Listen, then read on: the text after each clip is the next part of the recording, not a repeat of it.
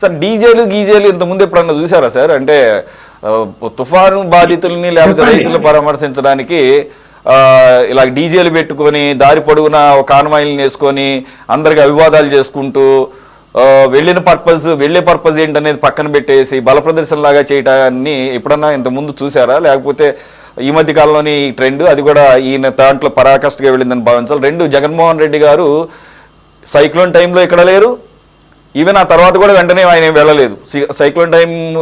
Cyclone వెళ్ళిపోయిన తర్వాత వచ్చారు, ఒక ప్రెస్ మీట్ పెట్టారు, విమర్శలు చేశారు, మళ్ళీ వెళ్ళిపోయారు, మళ్ళీ ఈరోజు వచ్చారు.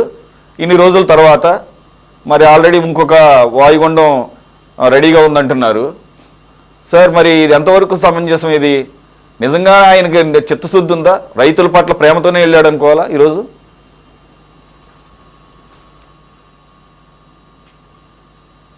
సార్ లక్ష్మణ్ గారు, ఆయన వినిపిస్తున్నదా? వినపడుతుంది సార్, వినపడుతుంది. Carry on please. ఇప్పుడు ఎవరన్నా చనిపోతే పరామర్శకు వెళ్ళినా, లేదు ఇవాళ వరద బాధితుల్ని పరామర్శించడానికి పోయినా, అక్కడ దృశ్యాలు చూస్తూ ఉంటే అంత అల్లరి చిల్లరి వ్యవహారం. అతను ఒక మాజీ ముఖ్యమంత్రిగా ఉండి అలాగే పార్లమెంట్ మెంబర్ గా కూడా చేసినటువంటి వ్యక్తి ఏ సందర్భంలో ఎలా ఉండాలి, ఎలా వ్యవహరించాలి అనేది తెలియదు ఇంతవరకు.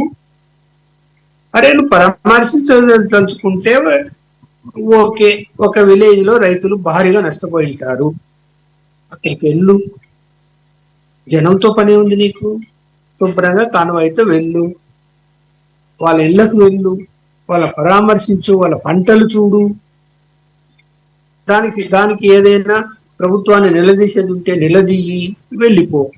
ఇదేంటండి రోడ్ షోలు ఏంటంటే నాకు అర్థం కాలేదు. రోడ్ షోకి వాటికి ఏం సంబంధం? వాడు ఎవరో తెచ్చారు, ఎవరో పరామర్శించిన పోతే రోడ్డు షో, వరద బాధితులు పరామర్శించడానికి పోతే రోడ్డు షో.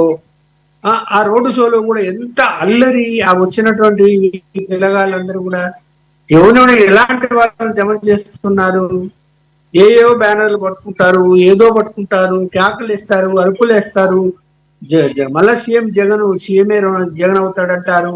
ఇదేనా అసలు? ముందు నేను చెప్పనా, ముందు ఈ ప్రభుత్వానికి గుండెలు లేవు, ధైర్యం లేదు ఈ ప్రభుత్వానికి. ముందు ఈ కూటమి ప్రభుత్వానికి ఎలా అలౌ చేస్తున్నారండి ఇవన్నీ? ఇక్కడ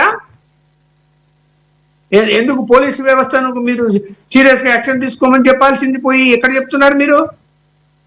పర్మిషన్లు అడిగాడు, ముందు లేదు, మళ్ళీ ఎందుకో సాయంత్రానికి మారిపోతుంది, మళ్ళీ పర్మిషన్ ఇచ్చారు, ముందు లేదని టీవీలో వస్తుంది, కూడా లేదు అని, మళ్ళీ సాయంత్రానికి ఇచ్చారని వస్తుంది.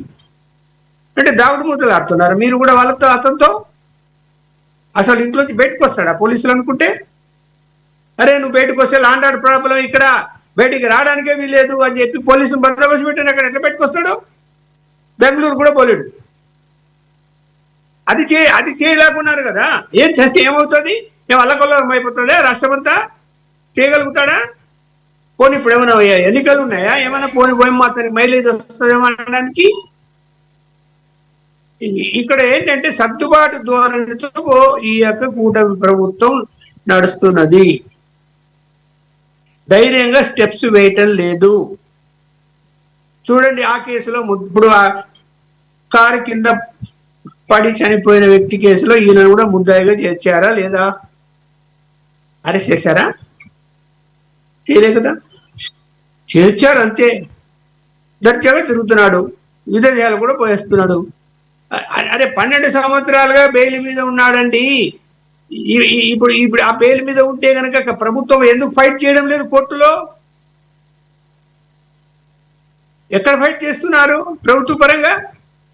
అరే బాబు ఈయన అరాచకవాది, ఇదిగో చూడండి బయటకు వస్తే ఇలా జరుగుతున్నది, అనేక సీన్లు క్రియేట్ అవుతున్నాయి. ఇవన్నీ కూడా కోర్టుకు ఎందుకు చెప్పలేకపోతుంది ప్రభుత్వం? సిబిఐ కోర్టు ఎందుకు చెప్పలేకపోతుంది? ఆయన బెయిల్ క్యాన్సిల్ చేయండి అని ఎందుకు అడగలేకపోతుంది సుప్రీంకోర్టును? ఇవన్నీ చెప్పగలిగితే సుప్రీంకోర్టు ఆలోచిస్తుంది, ఏమయ్యా నువ్వు బెయిల్ ఇస్తే నువ్వు దేశ పనులు ఇవ్వాలి. Correct sir. ప్రజల్ని లాండ్ ఆర్డర్ ప్రాబ్లం క్రియేట్ చేస్తున్నాడా లేదా? ఖచ్చితంగా ఇప్పుడు ఇవాళ చూడండి కాన్వాయ్ గుద్దుకుంది, అదృష్టపోతే ఎవరికి ఏం ప్రాణహాని జరగలేదు. జరిగి ఉంటే రైట్. ప్రభుత్వాన్ని జగన్మోహన్ రెడ్డిని అనాలనా? ప్రభుత్వాన్ని అనాల్సింది. అవును, అవును, రైట్ సార్. వెంకటేశ్వర్లు గారు, మరి ఇప్పుడు ఇక్కడ ఎందుకు ప్రభుత్వము అతని విషయంలో కఠినంగా వ్యవహరించడం లేదు చట్టపరంగా? అది అది అది మనం మాట్లాడుకోవాలి.